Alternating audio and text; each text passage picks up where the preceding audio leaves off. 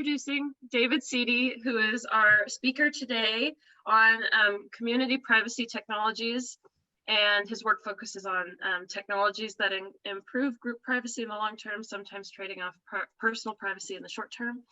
And he has worked on projects across the university, including recent projects at the Center for Quantum Networks and the Center for University Education Scholarship.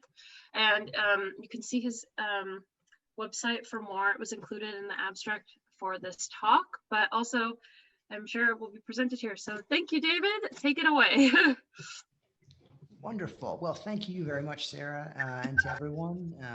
It's great to be here and to see everyone sort of remotely.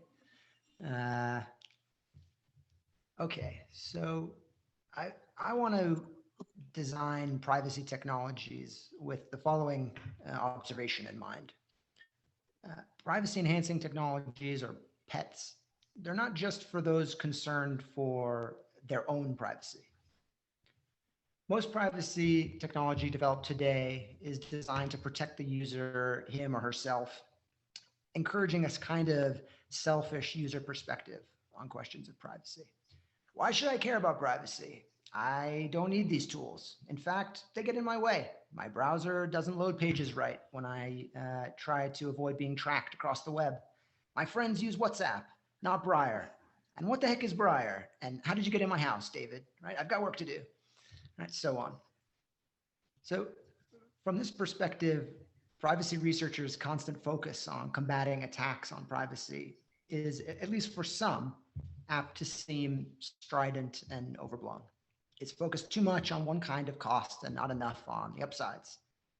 Why can't people learn to stop worrying and love Google and Facebook and Zoom, maybe even work there? Right?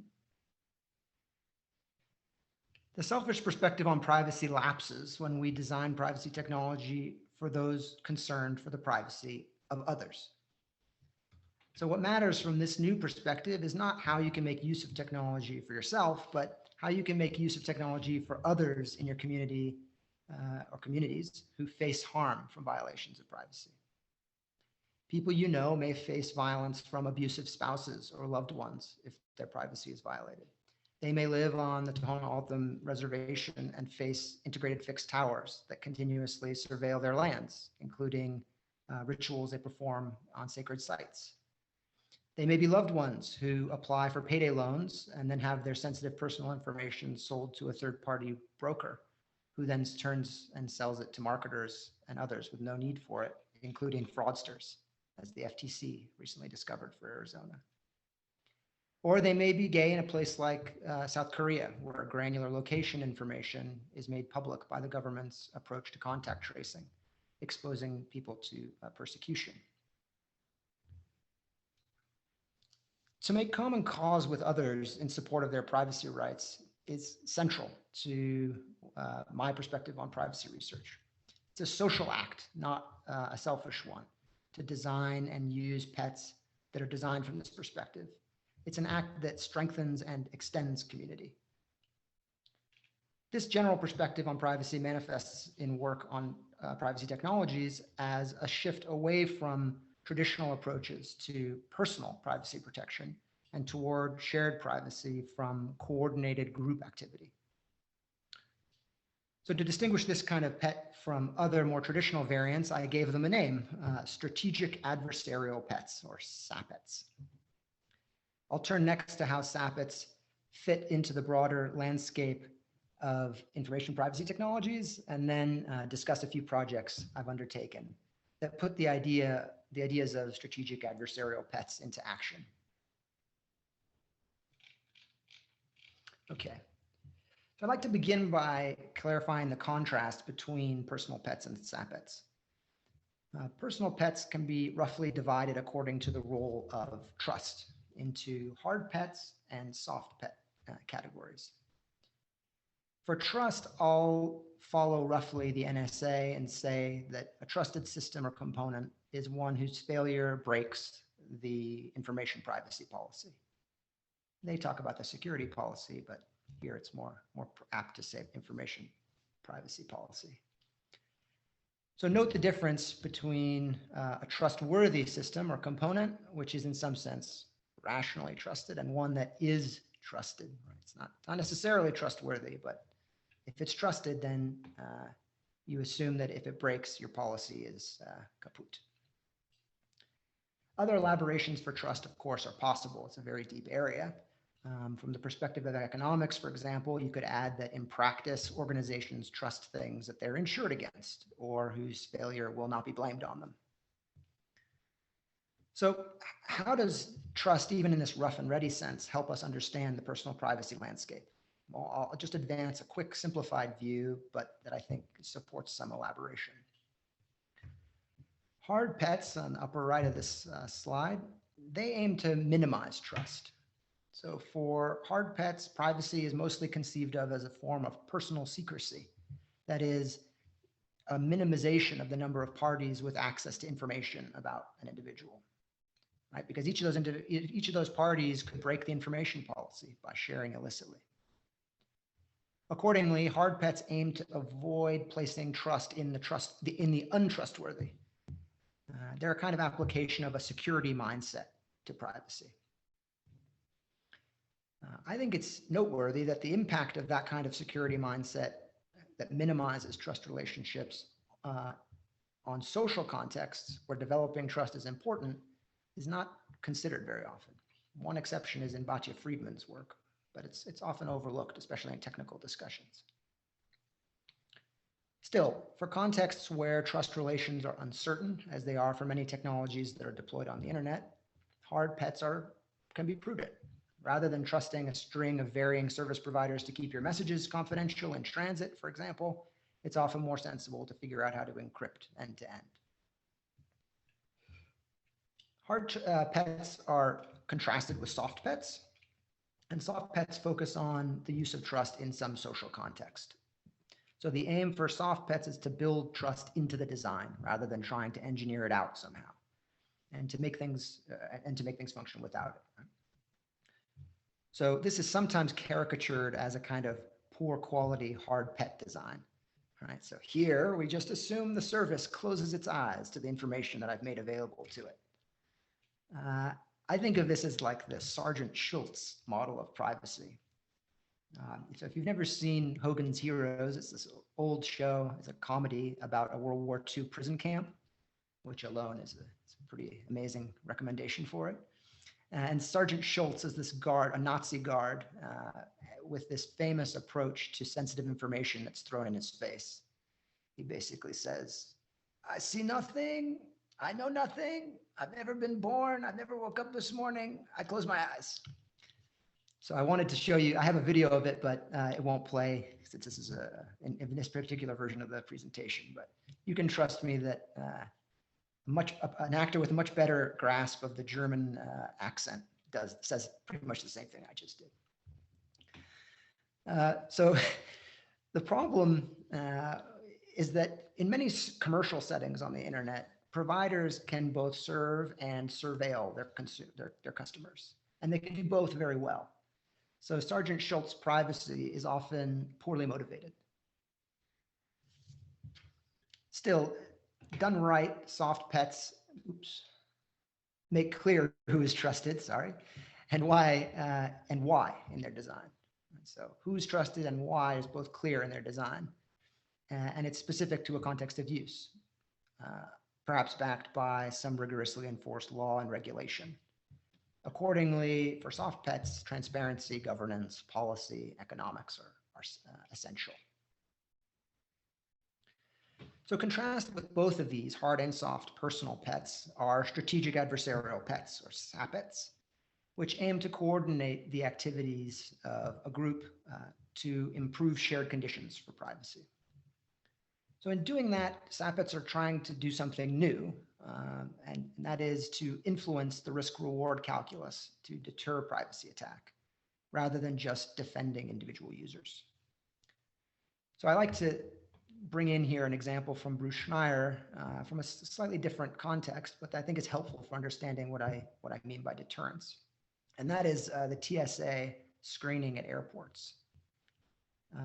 So airplane contraband falls into these two broad categories. There's the stuff you get in trouble for trying to smuggle aboard, and there's the stuff that just gets taken away from you.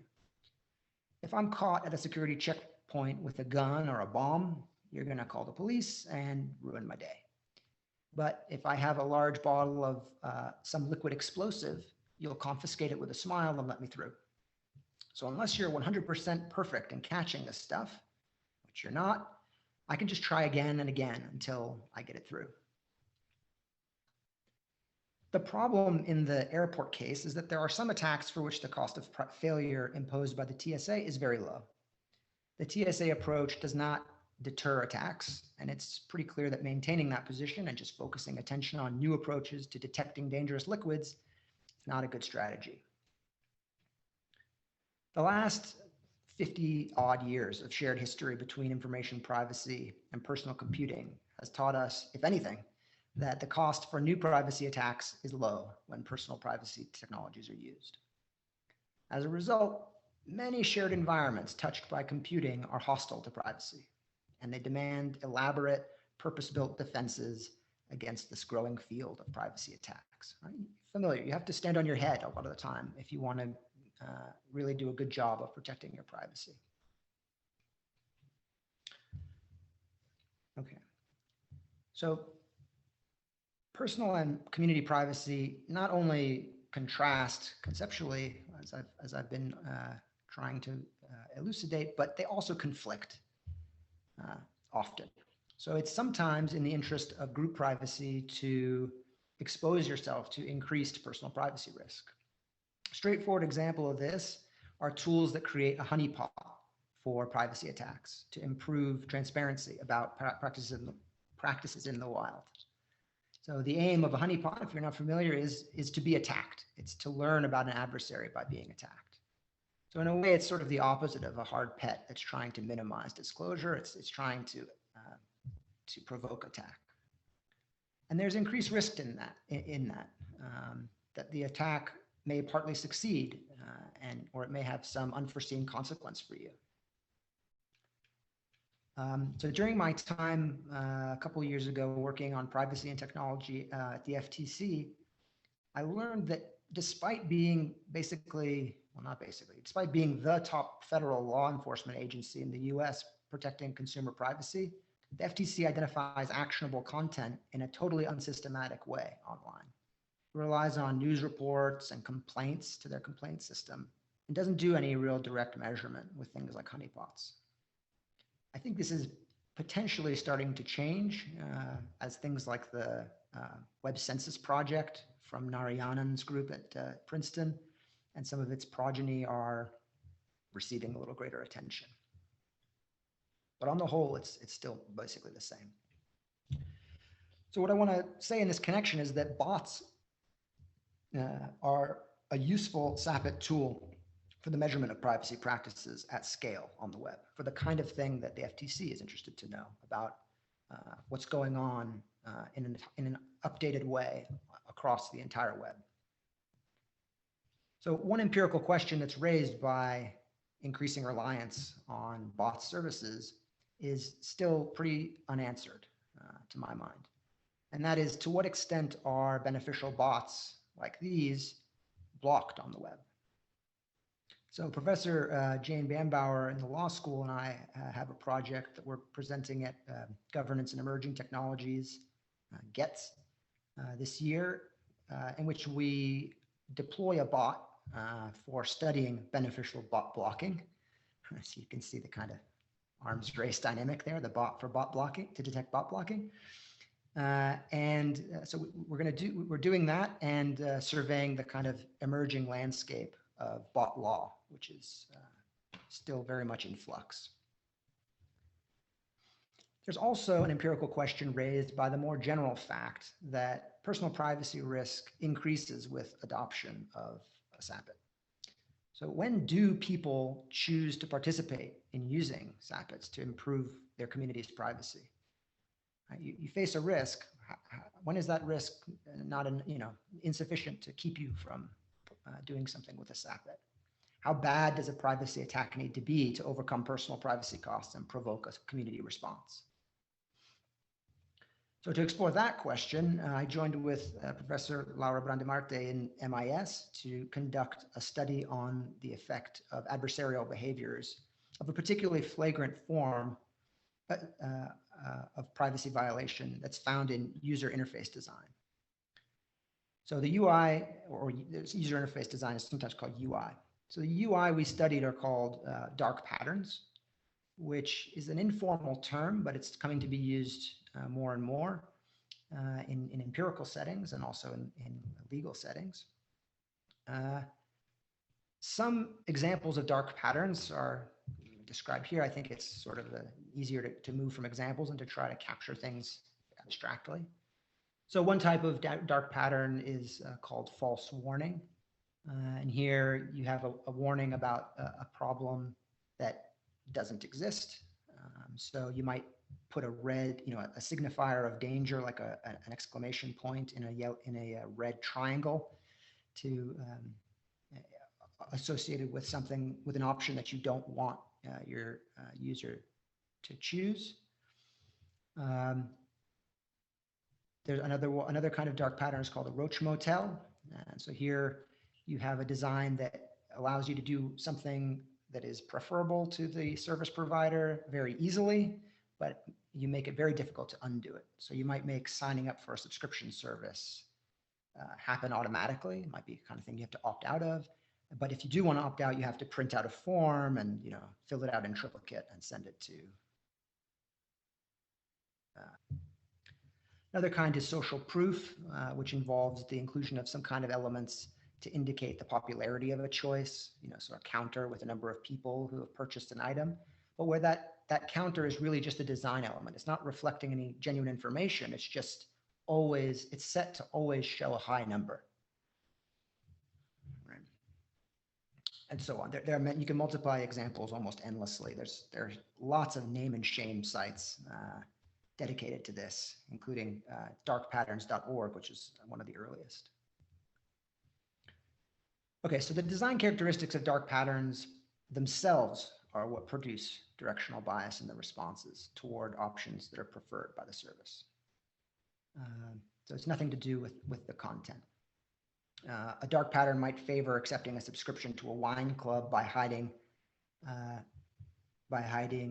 cost behind a learn more link. So that's what's happening in this example. If you look on the left side, you see the shipping rates and a big bold piece of text saying free shipping. And it's only if you click learn more that you learn that there's actually a cost to that subscription. You've been opted into it. Or a dark pattern might force a person to confirm a dispreferred choice to cancel a subscription 4 times, like in this case for CBS.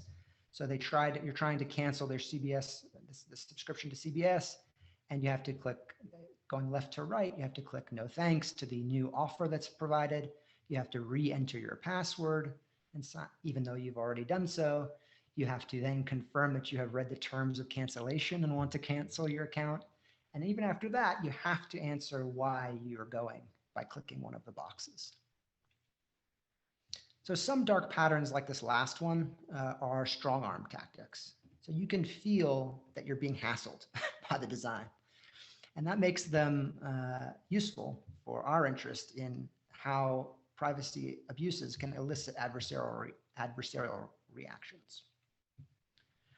So our study, Professor Brandemarte's study and mine on dark patterns builds on some recent research from UChicago.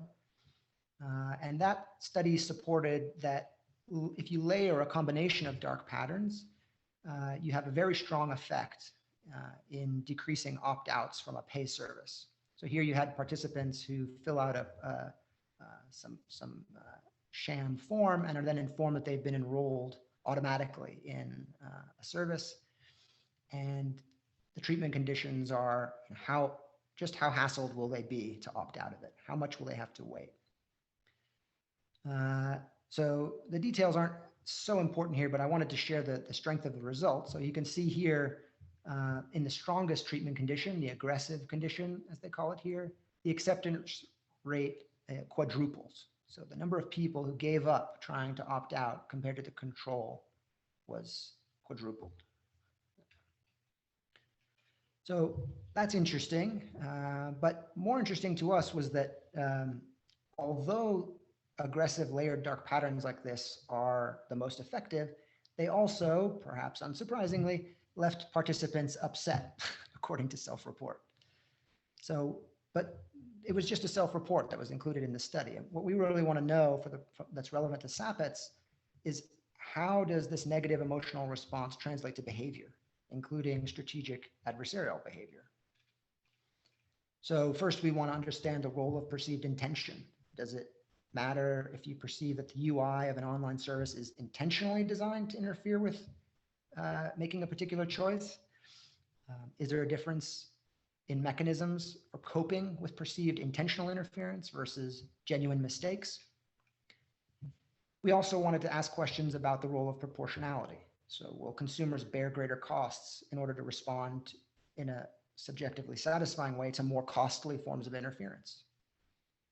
Are the effects of the perceived cost of interference on adversarial behavior mediated by the type of cost that's imposed on users? So in particular, is there a difference between the imposition of a time cost, right? You have to wait it through for a delay versus an increased risk to personal privacy.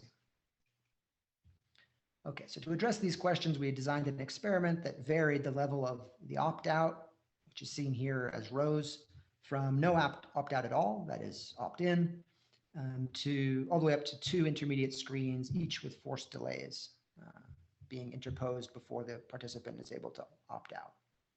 And then we also included a condition in which there is a delay, but it's unintentionally caused by a server error. So you're not able to opt out because the server reports an error. So you still have to, you're still forced to incur a delay, but it's not part of the design. So this study hasn't been conducted yet, but we do have funding. And so we're basically at the IRB stage at this point. I've also done some more applied work on the personal privacy cost for community privacy. Jane Bambauer and I, Jane Bambauer of the law school and I measured privacy risk for data release as part of expert testimony in a FOIA lawsuit filed against the University of California. This is a picture of UCLA. The suit challenged the UC for refusing to provide data that was to be used in research on the fairness of its admissions practices. So the public part of this work was also presented at Privacy and Statistical Databases this year and published in Links. So on the one hand, in this situation, you had the individual privacy rights of the people with records in the database. And on the other hand, you had the students who had records in the database.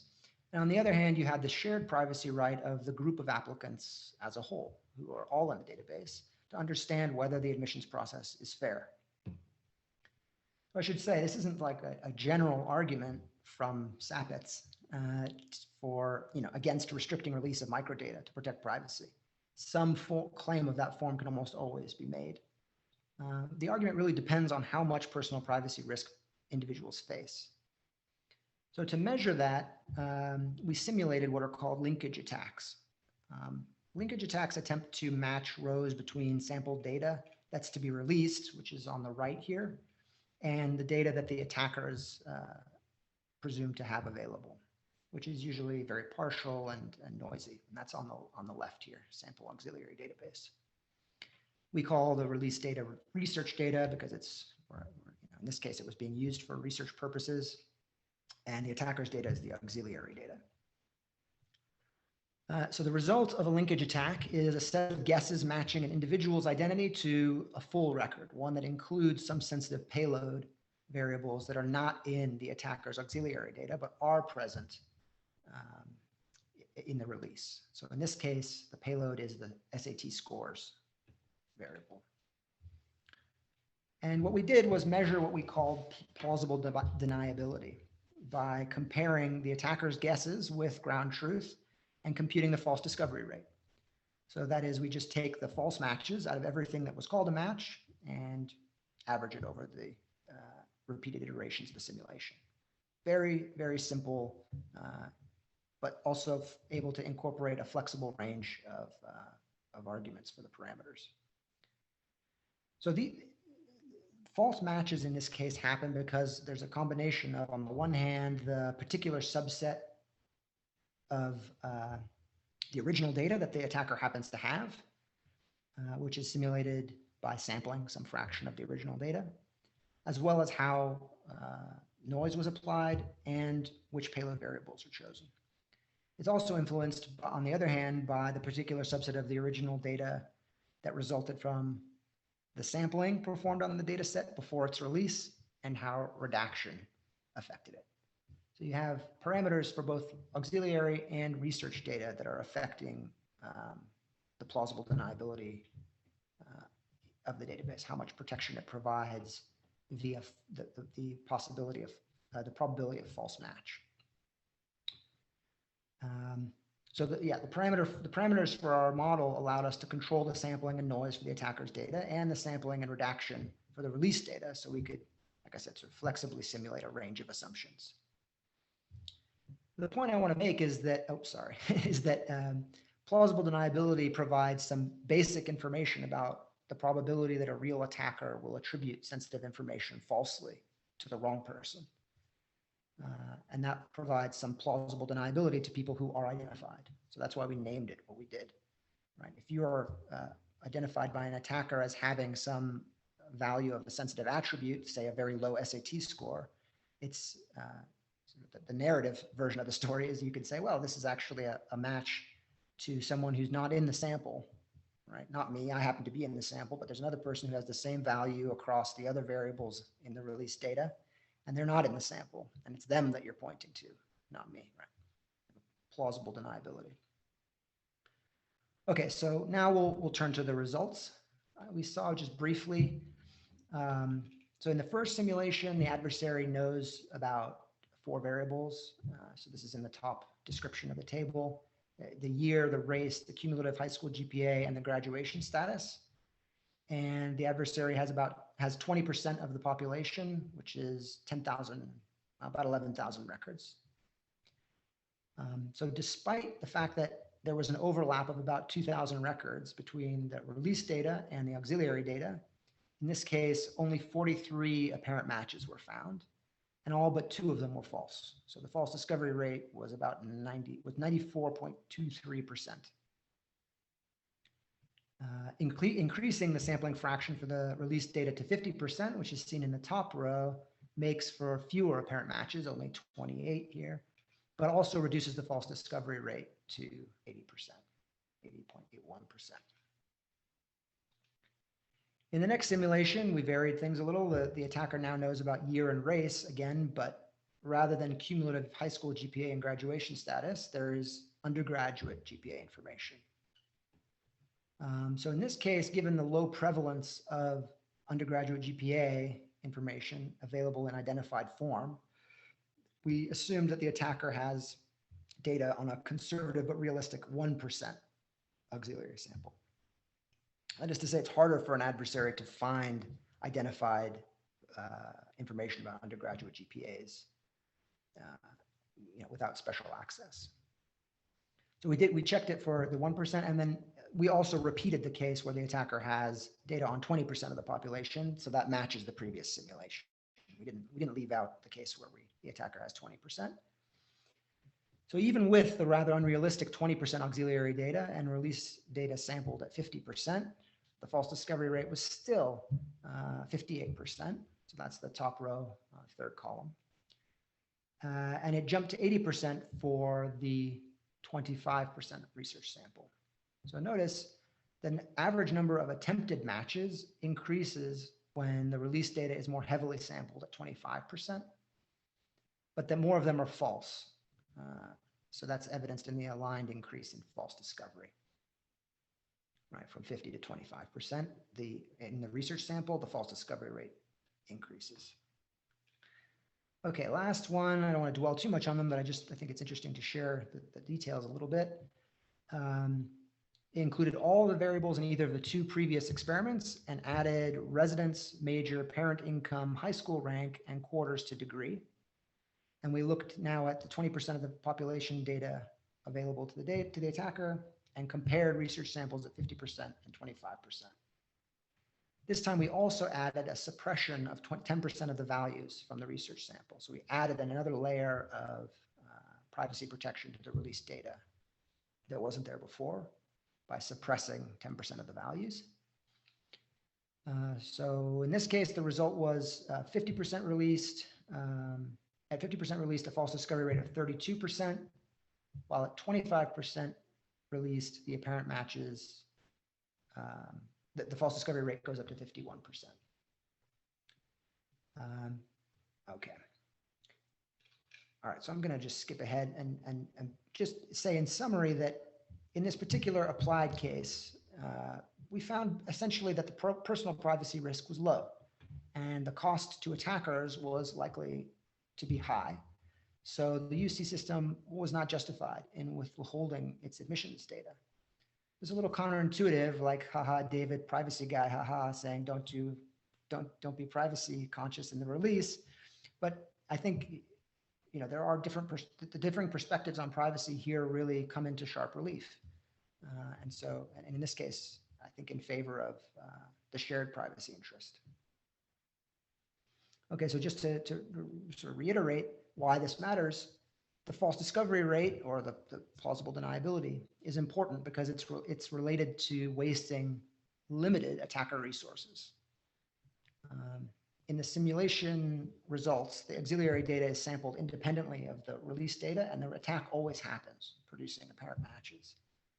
But in reality, attackers are circumspect about their use of bounded resources. So evidence that much of their effort's going to be wasted on release data that would produce many false matches reduces the chance that they will thoroughly collect auxiliary data or that they'll perform the attack at all. So what I'm trying to say is one of the interesting things to consider from the perspective of HardPets is how the results of plausible deniability simulation and the release data can feed back to influence how much effort is put into compiling auxiliary data. So that might mean publication of independently verifiable, high plausible deniability data can deter attack. This is sort of an empirical question. We haven't, you know, the extent of the deterrence is not clear. Okay, so I'm going to skip ahead a little bit to the next project. And this one, so the last two were really empirical projects to do with the kind of tension between personal privacy and strategic adversarial privacy. And in this case, this is a project that kind of was designed with a more comprehensive set of goals. It's called the Data Undermining Project. It was joint work with 3 undergraduate iSchool capstone students, Nick Kirstein, Scott Yobst, and Stanley Simmons, as well as professors Laura Brande Marte again, and Sean Levine. Part of it was discussed at Security and Human Behavior last year, and it formed the background for a talk at Hackers on Planet Earth this year. So dump on the client side is a program that just sits quietly in the indicator bar here with, you know, got a big red arrow on it. And it waits for a lull in your computer's activity to do some work, a kind of spare cycles idea that's borrowed from distributed computing projects like the old At Home, and there's SETI at Home or Folding at Home, which were used to perform different kinds of distributed scientific computing tasks. The system as a whole is designed to coordinate 3 functions automatically across these distributed dump clients. There's the measurement of privacy abuses and reputation tracking, and then there's targeted retribution.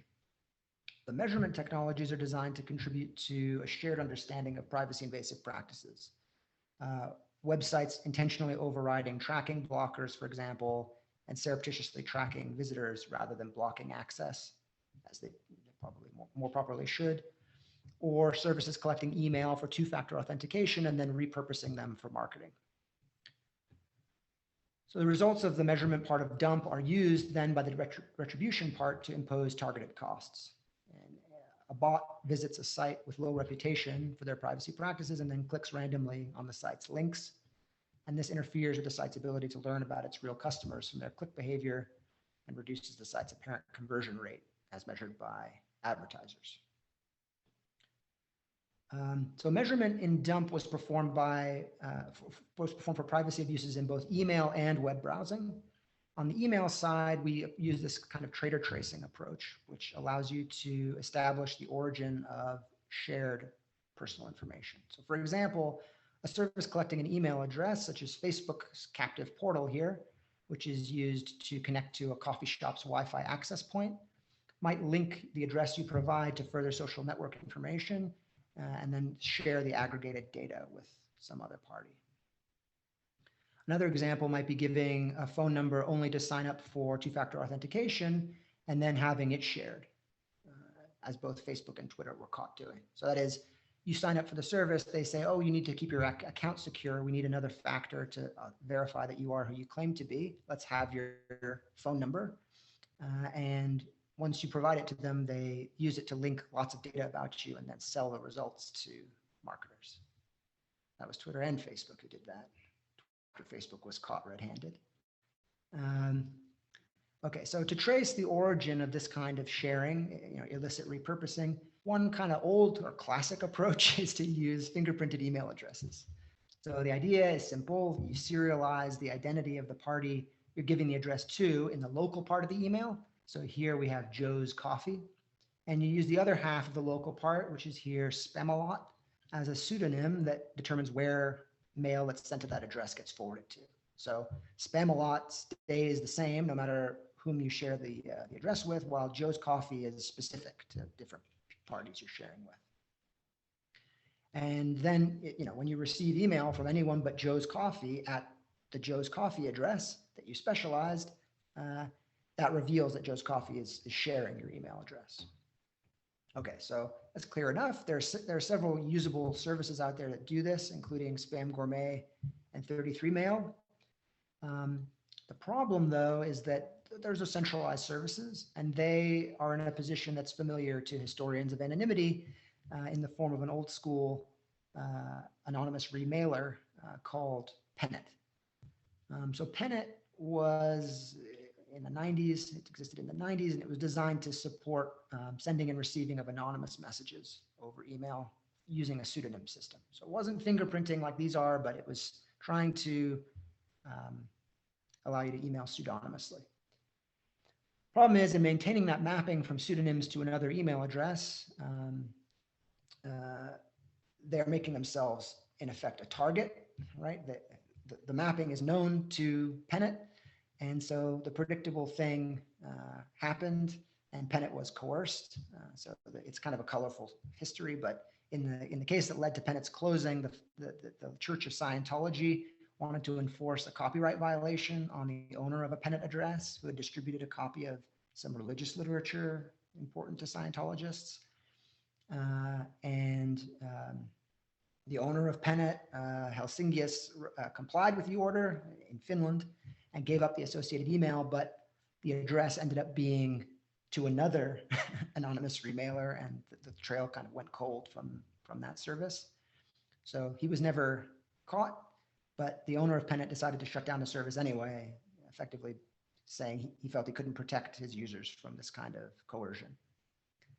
By the way, if you're interested in the kind of antagonism between the Church of Scientology and the kinds of people who were using Pennet, a kind of combination of hackers and various sorts,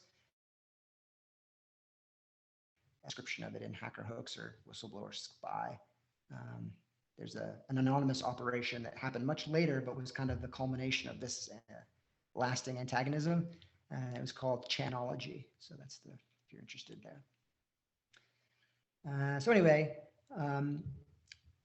the point is establishing who's repurposing email information can be done with existing services, but there's a need to reduce the personal privacy risk to adopters that comes with a centralized service approach. And there's also a need that's kind of distinctive to SAPITs to automate. So you're not using this as your own personal fingerprinting service, but you're running something that proactively seeks out abusers who are repurposing personal information in this way. That's the kind of result of the shifting in perspective. Okay, so our approach to these challenges for fingerprinting email is to make an anonymous fingerprinting email forwarding service and a bot that uses it. So we designed the bot to access the web over Tor and randomly sign up for things, providing a fingerprinted email address.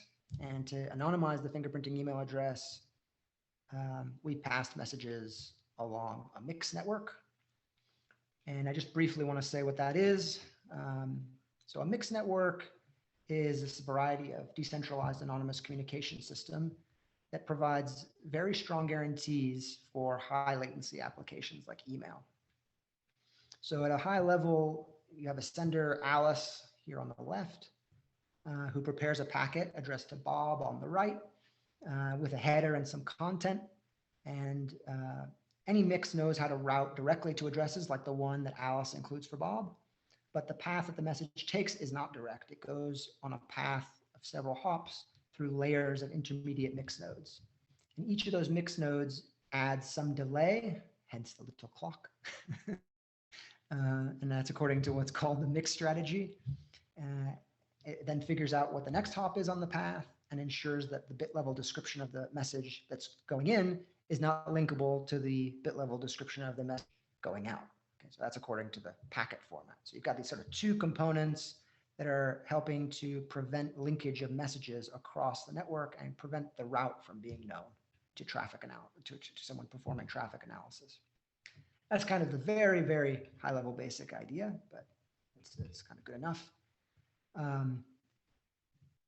As a kind of aside, mixed nets seem to me to be a good investment in future anonymous communications. We've got this long history, it goes back to 1981 with David Chaum's work, but they've been in more or less continuous development since then, up until the present day with Lupix and its progeny, Katzenpost and NIM. All of the recent implementations resist a range of attacks by global adversaries.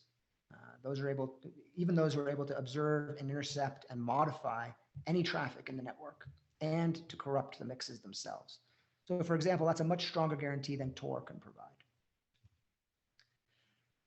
The sense of mixednet's future value led me to follow on work, and that's been pursued with our own Catherine Brooks and Liana Salas, as well as Jane Bambauer in law and Don Towsley in CS at UMass.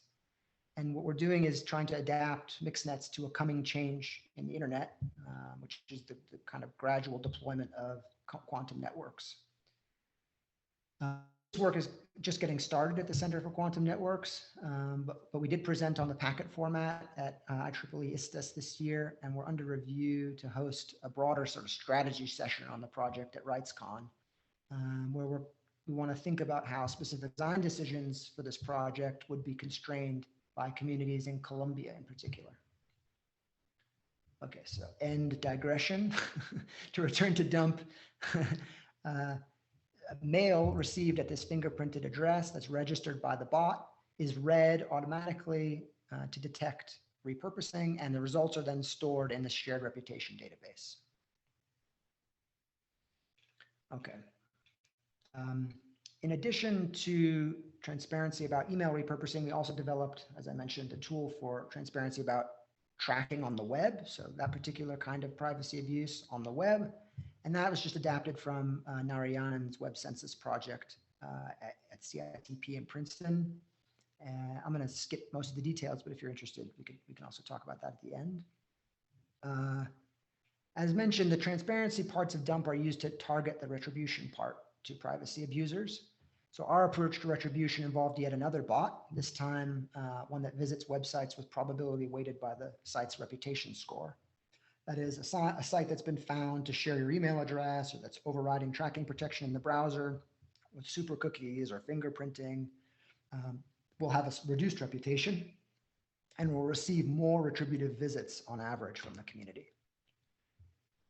We sought to have a bot engage in-kind retribution and reduce the quality of clickstream data for predicting conversion, such as purchasing a product or signing up for a service by randomly clicking on ads. And this builds on a bunch of prior work. We use a headless version of the Tor browser running on the Tor network and include the ad nauseum extension to do the clicking. Those are great projects. Okay, so to conclude, I'd just like to revisit some broad themes.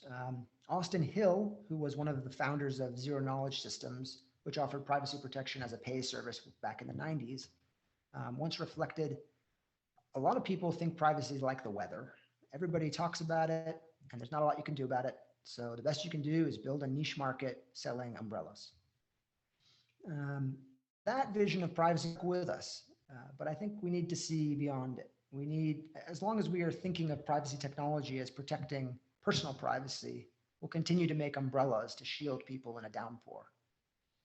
What I hope to leave you with is a sense that prevailing shared conditions for privacy in our communities is not a force outside our control.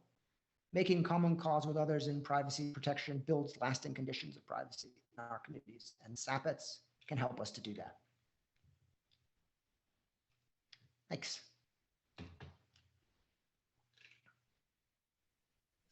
Thank you very much, David. It was really nice to get to know this area of work better, for me at least, and also just to hear about what you've got going on. It was very enlightening and interesting. And now we've reached the part of the talk where we can open up to questions. Does anybody have a question they would like to ask? We should look at the chat too. Right, yes. You can also put them in the chat, like David mentioned, if you have questions. The particularly abusive ones should be reserved for the chat so that everyone So Jamie asked if you could stop screen share. Can you do that? Yeah, so definitely, I guess, if you could put your contact information in the chat, that might be helpful to keep around. Oh yeah. That. Awesome. Yes. Thank you. Or this one also works.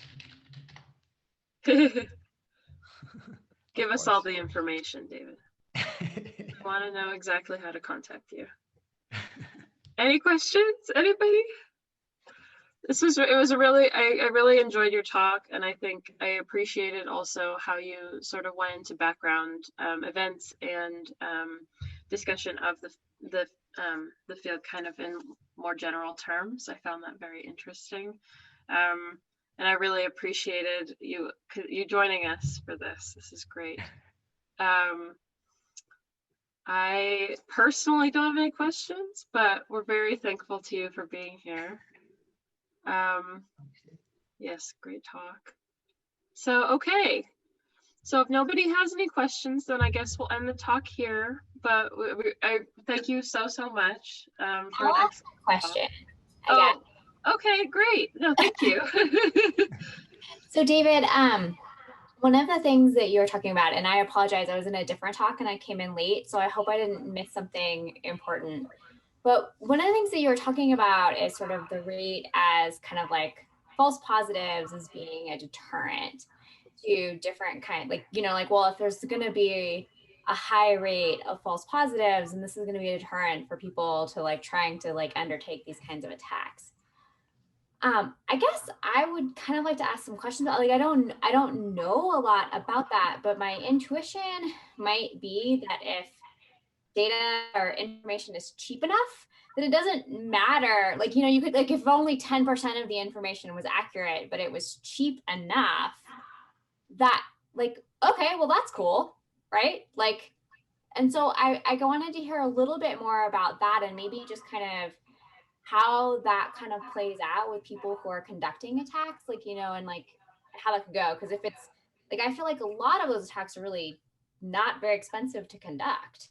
And so even if the false positive rate is like pretty high, if you can get a little bit of positive information from that, then you have a pretty strong incentive to do it. So I just wondered a little bit about that. Yeah.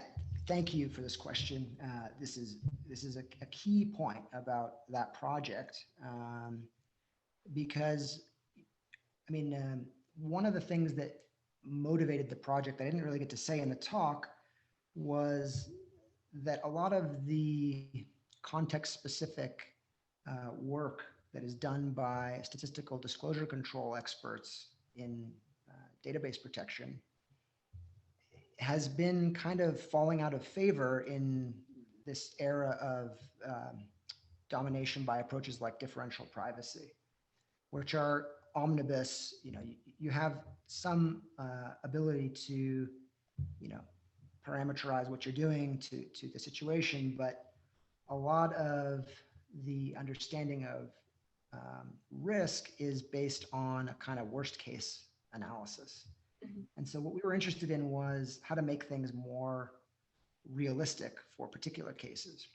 So the kind of concerns that I was taking from your comment, and obviously correct me if I'm wrong about them, are exactly of this sort that are dependent on the particular circumstances at issue. So, for some attackers, a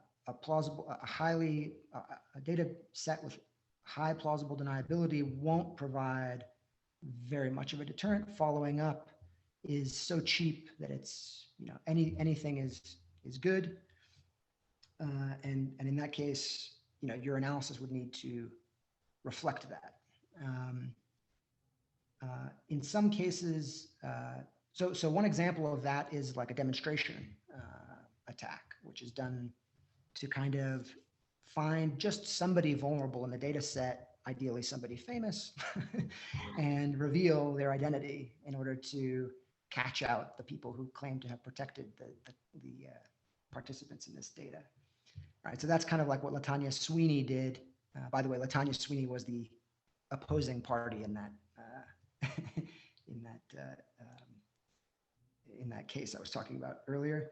So something like what she did with Governor Weld, it was an example of this, right? She found in this data set that was released for Massachusetts the record of the governor and identified him, and it became big news. So there, even if you fail 50 million times, it doesn't really matter as long as you get Governor Weld, right? So if that's your model, then you're going to have a very different approach to tuning the parameters in your simulation than you would if what you're interested in is a kind of broader question of uniqueness likelihood over a population. So I guess what I would say, sorry to not stay very narrowly focused, but what I would say is that we've built in a lot of flexibility into what we're doing with the simulation approach that's not visible in the application to the UC data. But for example, if you wanted to know, if anyone, even the most vulnerable in the group who had the most unusual values was at risk, you could do that very well, and we've actually implemented this using a method for estimating individual re-identification likelihood, which was by this guy Rocher and his colleagues, and was released last year. So we just kind of plopped that tool for estimating at the row level what the risk is of re-identification, or how likely it is that a unique match will be a false match, and used it. So yeah, I think the contrast here, I guess, was meant to highlight the surprising. What I found was a surprising result, that you could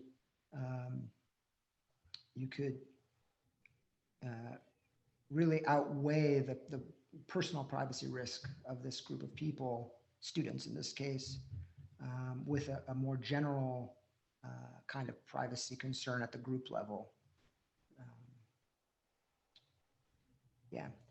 Yeah, and I think it also connects to a lot of issues to do with secrecy and confidentiality and transparency that recur throughout many contexts where privacy is at the front, right? So clearly in the intelligence community, for example, classification is a huge issue. Overclassification is a huge issue. And so questions like and sometimes privacy is part of the story about why things are classified and won't be released. And so it's important to be clear about how those arguments are working and when it's kind of a privacy versus privacy issue and when it isn't. Yeah, well, thank you. I really enjoyed the talk, and I'm really appreciative too of the ways in which like people are starting to talk more about privacy as a community value, and I think that's fantastic. So I'm all on board, and I thought it was great. Thank you. Thank you again for the question. That's a great question. Thank you. It's sort of another way of looking at the results that I hadn't thought about when I was here listening to David speak. So I'm glad that you asked about it, because that's very interesting. Do we have any other questions from members of the meeting that are still here? Okay.